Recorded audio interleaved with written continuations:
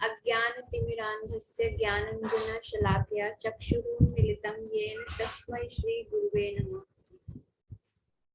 हे कृष्ण करुणा सिंधु दीन बंधु जगतपते गोपेश गोपिका कांत राधा कांत नमोस्तुते। तप्त कांचन गौरांगी राधे वृंदावनेश्वरी वृषभानुसुते देवी प्रणमामि हरिप्रिये। वाञ्छाकल्पतरुभ्यश्च कृपा सिन्धुभ्य एव च पतितानां पावनेभ्यो वैष्णवेभ्यो नमो नमः। जय श्री कृष्ण चैतन्य प्रभु नित्यानंद श्री अद्वैत गदाधर श्रीवासादि गौर भक्तवृंद।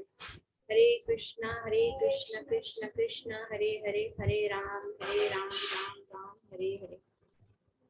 हरे कृष्णा कृष्ण कृष्ण हरे हरे, हरे राम राम राम हरे। हरे कृष्णा कृष्ण कृष्ण हरे हरे, हरे राम। जय श्री कृष्ण। श्रील प्रभुपाद की जय। तो हम वर्ष 2.29 पर थे और पीछे जो हमने किया लास्ट पूरा वीक हमने nature of soul, characteristics of soul किया है। ये आत्मा का स्वरूप जो है वो किस तरह का है, आत्मा किस तरह से कार्यवंत है और आत्मा को एक लक्ष्य तक पहुंचाने के लिए, वो लक्ष्य क्या है, भगवत धाम। भगवत धाम तक पहुंचाने के लिए जो हमारा भौतिक शरीर है वो एक साधन है। एक जैसे हम इसे ऐसे कह सकते हैं कि हमारी आत्मा जो है वो पैसेंजर है जिसने एक पर्टिकुलर डेस्टिनेशन पर जाना है, एक जगह पर जाना है। और जो हमारा शरीर है वो एक टैक्सी है जो कि टेम्परेरीली आत्मा ने हायर की है, किराए पे ली है और आत्मा उस शरीर में रहते हुए भगवत धाम में जाना चाहती है। तो इसलिए ये हमारा भौतिक शरीर की ड्यूटी भी है कि हम भौतिक शरीर की आसक्ति से निकल के आत्मा के लेवल पर सोचें और आत्मा के लेवल पर सोचते हुए हम आध्यात्मिकता की तरफ बढ़ें और आत्मा की जो जर्नी है जिसकी वजह से हमें भौतिक शरीर मिला है उस जर्नी को, हम आत्मा की जर्नी को कंप्लीट करने में आत्मा की हेल्प करें हमारा भौतिक शरीर। तो उसी के कॉन्टेक्स्ट में आज का हमारा जो है श्लोक वो भी है, एक बार हम रीड करते हैं। आश्चर्यवत् पश्यति कश्चिदेन मा आश्रय वदति तथैव चान्य आश्चर्यवन् वचेन मन्य शृणोति श्रुत्वा पयेनं वेद न चैव कश्चित्।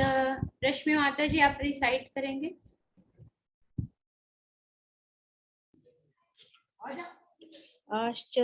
आश्चर्यवत् पश्यति कश्चिदेन माश्चर्य ददति तथैव चान्य आश्चर्यवच् मन्यं शृणोति श्रुत्वा प्येनं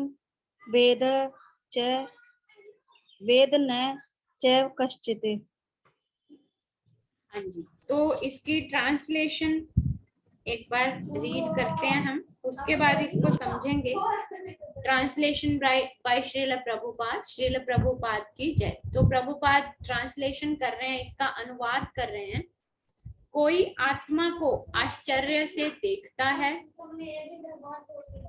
कोई इसे आश्चर्य की तरह बताता है और कोई इसे आश्चर्य की तरह सुनता है, किंतु कोई इसके विषय में सुनकर भी कुछ समझ नहीं पाते। तो अब भगवान जो है वो कह रहे हैं कि मैं तुम्हें कई पिछले वर्सेस से श्लोक बोल रहा हूँ, तुम्हें आत्मा के स्वरूप के बारे में समझाने की कोशिश कर रहा हूँ, लेकिन जो आत्मा है उसको समझना हर किसी के बस की बात नहीं है, क्योंकि आत्मा को कोई तो आश्चर्य से देखता है। आश्चर्य से देखता है का क्या मतलब है कि हर किसी को आत्मा के स्वरूप के बारे में ज्ञान नहीं होता। आत्मा के स्वरूप के बारे में ज्ञान प्राप्त करना बहुत ही कठिन है। हालांकि हम भी अगर अपने लेवल पर भी देखें तो हम लोग जो हैं हम ये पढ़ रहे हैं कि हम शरीर नहीं है, हम आत्मा है। जो आत्मा है वो बहुत ही ज्यादा सूक्ष्म होती है। आत्मा का स्वरूप बिल्कुल बाल के अगले हिस्से का, बहुत ही ज्यादा बारीक हिस्से का भी 1/10,000वां हिस्सा होता है। तो इसलिए आत्मा के स्वरूप को समझना जो है वो बड़ा कठिन है। हालांकि हम पढ़ रहे हैं शास्त्रों में, लेकिन फिर भी उसको समझ पाना और उसको धारण कर पाना अपने मन के अंदर, है ना, उसको कठिन है। इसीलिए भगवान कह रहे हैं कि कोई तो आत्मा को आश्चर्य से देखता है। और इसके लिए, सिर्फ इस वर्ड के लिए कि कोई आश्चर्य से देखता है, प्रभुपाद जो है वो एक बहुत ही सुंदर छोटी सी एग्जांपल दे रहे हैं कि अगर हम एक पेड़ के पास खड़े हैं और हमें कहा जाए कि आप पेड़ के ऊपर कितने जीवों को देख रहे हैं, है ना, तो हम ज्यादा से ज्यादा काउंट करेंगे कि चलो ठीक है, पेड़ जो है वो भी एक लिविंग बीइंग है ना, पेड़ भी, पौधे भी सांस लेते हैं, इसलिए ये लिविंग बीइंग है। इसके ऊपर भी 1-2 पक्षी बैठे हैं, इसके नीचे हमें 1-2 कीड़े मकोड़े चलते हुए दिखाई दे रहे हैं, तो हम काउंट करके बोलेंगे कि ये 10 जीवात्माएं हैं इस पे। लेकिन प्रभुपाद कहते हैं कि जीवात्मा का जो स्वरूप है इतना सूक्ष्म है, और एक पेड़ के ऊपर कितने पक्षी बैठे हैं, वो पेड़ स्वयं भी जीवात्मा है। और उस पेड़ की जो कोटर होती है, कोटर मतलब कई बार पेड़ों की जड़ों के अंदर, कई बार बड़े पेड़ों के अंदर छोटे छोटे खोल बने होते हैं, उनमें कहीं सांप, कहीं बिच्छू, कहीं जो गिलहरियां हैं वो रह रही होती हैं, है ना। और प्रभुपाद कहते हैं कि सूक्ष्म जीव जो हैं, जीवाणु, जिनको माइक्रो ऑर्गेनिज्म हम कहते हैं, सूक्ष्म जीवाणु जो हैं एक ही पेड़ पर पता नहीं कितने सारे जो हैं वो प्रेजेंट हैं। तो इसलिए अगर एक पेड़ की बात भी करें हम, तो उसमें हम ये मान सकते हैं कि करोड़ों जीवात्माएं एक ही पेड़ के ऊपर वास करती हैं। तो इसलिए अगर ये एक नॉर्मल इंसान को कहा जाए जिसको आत्मा के स्वरूप के बारे में बिल्कुल भी नॉलेज नहीं है, जैसे अब हमने पढ़ लिया, हमें ये पता चल गया कि आत्मा का साइज कितना छोटा है, तो हम कहीं ना कहीं फिर भी उस चीज को रिलेट कर पाएंगे। लेकिन अगर किसी को आत्मा के स्वरूप की बिल्कुल कोई नॉलेज नहीं है और इसको हम पेड़ के पास लाके खड़ा करके ये कहें कि इसमें लाखों जीवात्माएं हैं, तो वो बड़ा आश्चर्यचकित हो जाएगा, आश्चर्य से देखेगा कि वो ढूंढने का प्रयास करेगा, अच्छा कहाँ जीवात्माएं हैं, है ना। दूसरी लाइन है, कोई इसे आश्चर्य की तरह बताता है। कोई इसे आश्चर्य की तरह बताता है का क्या मतलब, जैसे अब मैं आपको बता रही हूँ बोल के, है ना, हम बोल रहे हैं लेकिन हम अभी इस बात को अच्छी तरह से धारण नहीं कर पाए, क्योंकि जब हम इसे अपने हृदय में धारण कर लेंगे तो हम हर सुख दुख मान सम्मान की अवस्था से ऊपर उठ जाएंगे। हमें ये संपूर्ण ज्ञान हो जाएगा कि जो भी हमने करना है वो अपनी बॉडी के स्तर पर हमने करना ही नहीं, हमने केवल उतना खाना है जिसके लिए हम इस बॉडी को मेंटेन कर सकें, और हमें ज्यादा से ज्यादा आत्मा को खुराक देनी है ताकि हम आत्मा को भगवत धाम में पहुंचा सकें।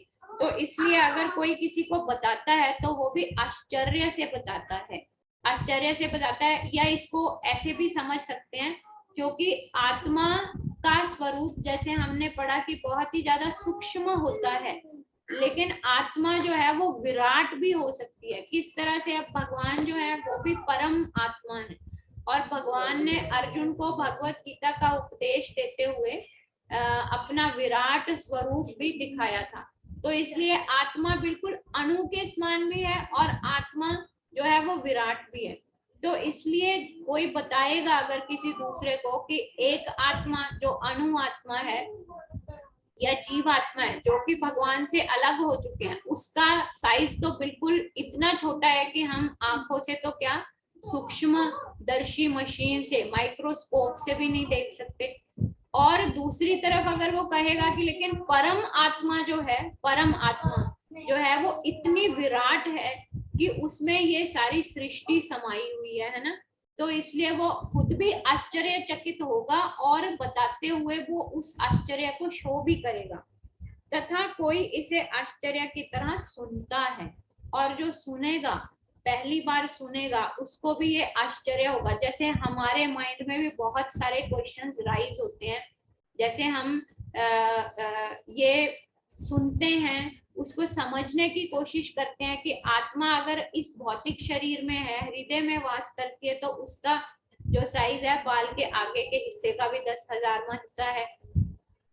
लेकिन अगर हम ये बात करें कि जब आत्मा भगवत धाम में जाती है, तो भगवत धाम में आत्मा जो है वो यहाँ पर भी दिव्य है और भगवत धाम में भी दिव्य है, क्योंकि आत्मा का स्वरूप परमात्मा के जैसा ही है, भगवान के जैसा ही है, और भगवान का स्वरूप दिव्य है। लेकिन अगर आत्मा वहां पर परमात्मा की सेवा में लगी हुई है, तो क्या वहां पर भी उसका वही सूक्ष्म रूप है? नहीं, वहां पे उसका जो रूप है वो बिल्कुल दिव्य है, भगवान की तरह ही आत्मा का स्वरूप है।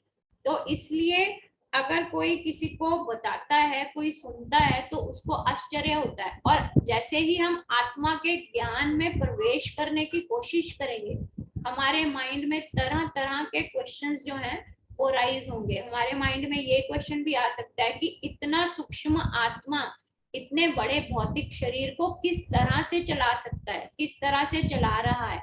और जो वीकेंड से बिल्कुल ही भौतिकवादी हैं, भौतिकवादी हम कह सकते हैं कि जो स्क्रिप्चर्स को जिन्होंने नहीं पढ़ा या जो पढ़कर भी विश्वास नहीं करते, उनको लगता है कि नहीं ये तो ऐसे ही बस किसी थोड़े से ज्ञानी इंसान ने संस्कृत के श्लोक लिख के छोड़ दिए, ये कोई भगवान की वाणी नहीं है। इस तरह के भी बहुत लोग हैं दुनिया में जो कि ऐसा मानते हैं। तो उन लोगों को अगर आत्मा के बारे में बताया जाए तो वो तरह तरह के काउंटर क्वेश्चंस करेंगे, और उनका जो सेंस है वो ज्ञान की प्राप्ति करना नहीं होगा, बल्कि किसी सामने वाले को जो बता रहा है उसको एक चैलेंज देना होगा कि अच्छा ठीक है, ऐसे ऐसे कैसे है, ऐसे कैसे है, आत्मा ऐसे कैसे हो सकता है ना। हाथी के शरीर में भी उतनी ही आत्मा का साइज है और एक चींटी के शरीर में भी उतना ही आत्मा का साइज है। तो इस तरह से आत्मा का जो ज्ञान है वो बहुत ही ज्यादा सूक्ष्म और गहरा है। लेकिन किंतु कोई कोई इसके विषय में सुनकर भी कुछ नहीं समझ पाते। लेकिन अब कोई कोई क्या, बहुत लोग है ना, क्योंकि हम नहीं समझ पा रहे हैं, क्यों? क्योंकि हम पता नहीं कितने ही जन्मों से, ये तो हमें तो सिर्फ आज के जन्म के बारे में पता है ना कि हमें मनुष्य योनि का शरीर मिला है, लेकिन हम पता नहीं कितने पीछे वाले जन्मों से अपने कर्म फलों को लेकर साथ में चल रहे हैं। और जो हमारी आदतें हैं, जो हमारा मेंटल लेवल है, जो हमारी भगवान के प्रति विश्वास है या श्रद्धा है, वो उन पिछले कर्मों के अकॉर्डिंग ही है ना।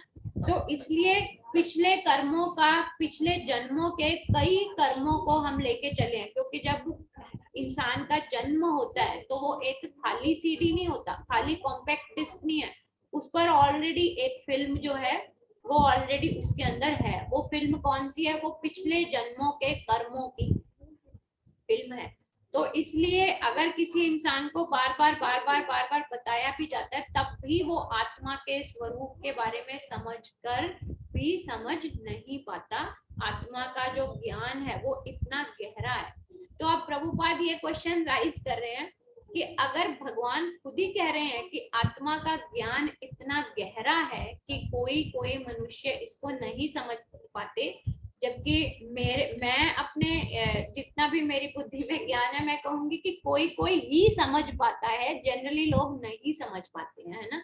जैसे अब हम चर्चा भी कर रहे हैं तो हमारे अंदर अभी भी कुछ डाउट्स होंगे, या हम अभी भी इन चीजों के ऊपर पूरी तरह से हमारा जो विश्वास है, 100% विश्वास है, जो वो अभी तक नहीं बना होगा। इसीलिए हम भक्ति करने में हमें कठिनाइयां आ रही हैं, साधना करने में हमें चैलेंजेस हम जो है वो फेस करते हैं।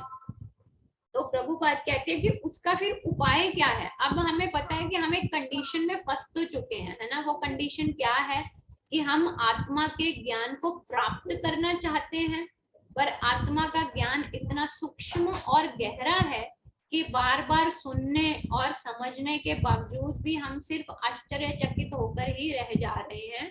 हम उसको ग्रहण नहीं कर पा रहे, 100% उसको अपनी लाइफ में आत्मसात नहीं कर पा पा रहे, एब्जॉर्ब नहीं कर पा रहे, है ना कहीं हमारा फिर से डाउट रह जाता है, कहीं ना कहीं कोई ना कोई क्वेश्चन फिर से माइंड में राइज हो जाता है, how come it is possible, ऐसा कैसे हो सकता है ना। तो इसलिए प्रभुपाद उसका उपाय बता रहे हैं कि सिर्फ इस बारे में सोच कर कि नहीं नहीं मैं तो आत्मा का ज्ञान प्राप्ति नहीं कर सकता, इस बारे में सोचकर अपना समय गंवाने की बजाय हमें सिर्फ एक ही काम करना है, हमें भगवान के प्रति ही पूरी तरह से सरेंडर हो जाना है।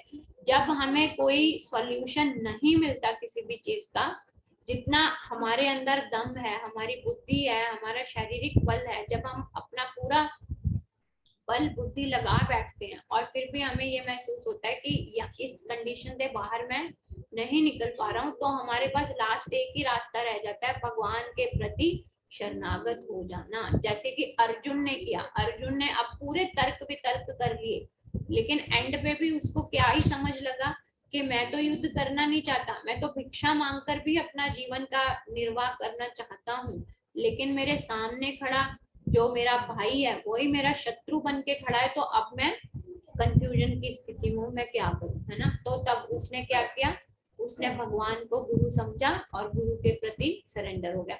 तो वही कार्य जो है वो हमें भी करना है, क्योंकि अब हम इस कंडीशन में आ गए हैं, हम जब स्पिरिचुअलिटी के अंदर एंटर कर चुके हैं, तो हमें आत्मा का ज्ञान जब तक नहीं होता तब तक हम उस स्तर पर नहीं पहुंच पाएंगे।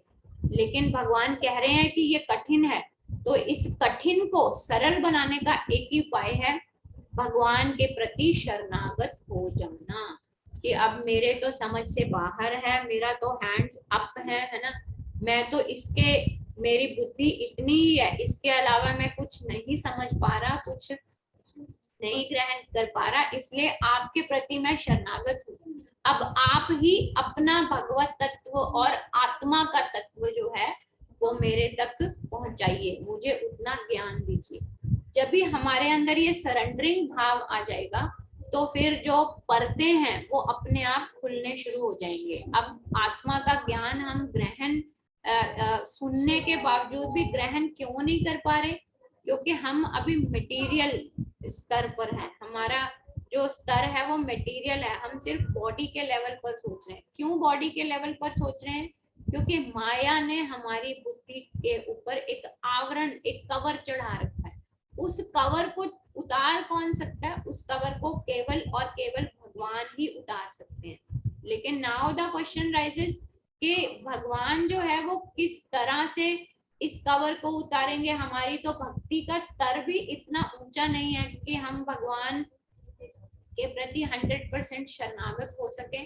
तो उसका भी उपाय प्रभुपाद बता रहे हैं कि जीवात्मा जो है जब भौतिक सृष्टि में फंस गया है, तो उसको भगवान के रिप्रेजेंटेटिव के प्रति जो है वो शरणागत हो जाना चाहिए। और भगवान का रिप्रेजेंटेटिव कौन है, गुरु। हमें गुरु ऐसे चूज करने चाहिए जिनको आत्मा के तत्व के बारे में ज्ञान है। और अगर हमें आत्मा के तत्व के बारे में गुरु को ज्ञान है और हम गुरु के प्रति शरणागत हैं, और हमने गुरु के प्रति शरणागति देकर ये कहा कि अब जैसे आप कहोगे हम उसी तरह से चलेंगे, उसी तरह से अपनी लाइफ को चेंज करेंगे, तो धीरे धीरे गुरु जो है अपनी नॉलेज पे ट्रांसफर करना शुरू कर देते हैं शिष्य के अंदर। और शिष्य के को जैसे जैसे गुरु नॉलेज ट्रांसफर करते हैं, वैसे वैसे जो माया के कवरिंग्स हैं वो उतरनी शुरू हो जाती हैं, हटनी शुरू हो जाती हैं, और हमें आत्मा के विषय में ज्ञान होना शुरू हो जाता है। और जैसे ही हम आत्मा के विषय में हमें ज्ञान होगा, तो हमारा कनेक्शन जो है वो भगवान के साथ जुड़ना शुरू हो जाएगा। तो नेक्स्ट श्लोक करते हैं, श्लोक संख्या 30 और 30 करके हम आज के टॉपिक को यहीं पर एंड करेंगे, क्योंकि 31 से हमारा एक नया टॉपिक स्टार्ट हो जाएगा। आत्मा के स्वरूप का टॉपिक यहाँ पर भगवान जो है वो एंड कर देंगे, क्योंकि अब भगवान ने अर्जुन को ये बात बोल दी है कि आत्मा के विषय को समझना कोई सरल चीज नहीं है। और 2.30 को अभी रिसाइट करती हूँ मैं, उसके बाद इसकी ट्रांसलेशन करेंगे। देहि नित्यम अवध्यो अयम भूतेः सर्वस्य भारत तस्मात् सर्वाणि भूतानि न त्वं शोचितुम् अर्हसि। रश्मि माता जी आप ही रिसाइट कीजिए। हरे कृष्णा।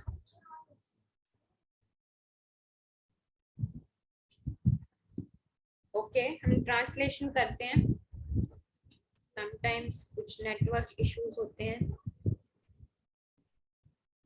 हे भरतवंशी, शरीर में रहने वाले का कभी भी वध नहीं किया जा सकता, अतः तुम्हें किसी भी जीव के लिए शोक करने की आवश्यकता नहीं है। तो यहाँ पर भगवान जो है एक मोटा मोटा पॉइंट जो है फिर से अर्जुन को बोल रहे हैं, शरीर में रहने वाला। शरीर में अब रहता कौन है? आत्मा। मतलब भगवान फिर से आत्मा के बारे में बोल रहे हैं कि आत्मा का कभी भी वध नहीं किया जा सकता, जो कि भगवान पहले भी बहुत बार कह चुके हैं पीछे के श्लोकों में कि आत्मा इतनी सूक्ष्म है, ना उसे पानी से गीला किया जा सकता है, ना तीखे हथियार से उसको काटा जा सकता है, ना ही अग्नि से जलाया जा सकता है। इट मीन्स कि आत्मा का किसी तरह से वध नहीं किया जा सकता, क्योंकि आत्मा सत्य चित्त आनंद है। आत्मा का जो स्वरूप है सत्य है। सत्य मतलब सनातन है, हमेशा रहने वाला है। चित्त मतलब कंप्लीट नॉलेज है आत्मा को भगवान के बारे में। एंड आनंद, और उसकी जो स्थिति है वो हमेशा आनंद में रहने वाली है। लेकिन भौतिक सृष्टि के संदर्भ में आकर आत्मा जो है वो भी भौतिक शरीर के साथ दुखों का भोग करती है। तो इसलिए भगवान कह रहे हैं कि शरीर में रहने वाले मतलब आत्मा का कभी वध नहीं किया जा सकता। और यहाँ पर भगवान जो है इस आत्मा के विषय के ज्ञान को समाप्त करके आगे कर्म के विषय में स्टार्ट करेंगे। तो भगवान कह रहे हैं कि इसलिए तुम्हें शोक करने की कोई आवश्यकता नहीं है। तो अब भगवान फिर से उसे यही चीज रिपीट कर रहे हैं कि तुम किसी भी कारण से शोक मत करो। अब तुम्हारा जो फर्ज है वो क्या बनता है कि जिस स्थिति पर तुम हो, क्षत्रिय की स्थिति पर तुम हो, तो क्षत्रिय के जो फर्ज हैं उनका पालन करो और उनका पालन करते हुए युद्ध करो। तो इसलिए भगवान यहाँ पर जो है आत्मा के ज्ञान के विषय में अर्जुन को ज्ञान देते हैं। और यहाँ पर जो है वो इसका आत्मा के स्वरूप का ज्ञान स्टॉप करके भगवान आगे अब कर्म के बारे में समझाएंगे, क्योंकि अब अर्जुन को आत्मा के विषय में ज्ञान दे चुके हैं भगवान, और अब भगवान उसको आत्मा के विषय में ज्ञान देकर कर्म के विषय पर आएंगे कि अब तुम्हें ये पता है कि अगर मैंने युद्ध करना है तो तुम्हारा युद्ध करने का जो कर्म है वो किस तरह से होना चाहिए, उस पर अब भगवान आएंगे। तो इसलिए यहाँ पर एंड करेंगे हम आज के सेशन को। एक चीज में माइंड में अभी आई थी एंड जस्ट स्किप्ड आउट। चलिए तो यहाँ पर एंड करते हैं आज के सेशन का। आज पार्टिसिपेंट्स भी हम काफी कम हैं, तो आगे नहीं जाएंगे, क्योंकि अगर अगला टॉपिक स्टार्ट करेंगे तो फिर कल से हमें फिर रिपीट करना पड़ेगा। तो better is we will start tomorrow. तो अभी हरे कृष्ण महामंत्र बोलकर एंड करते हैं। हरे कृष्णा कृष्ण कृष्ण हरे हरे, हरे राम राम राम हरे हरे। हरे कृष्णा।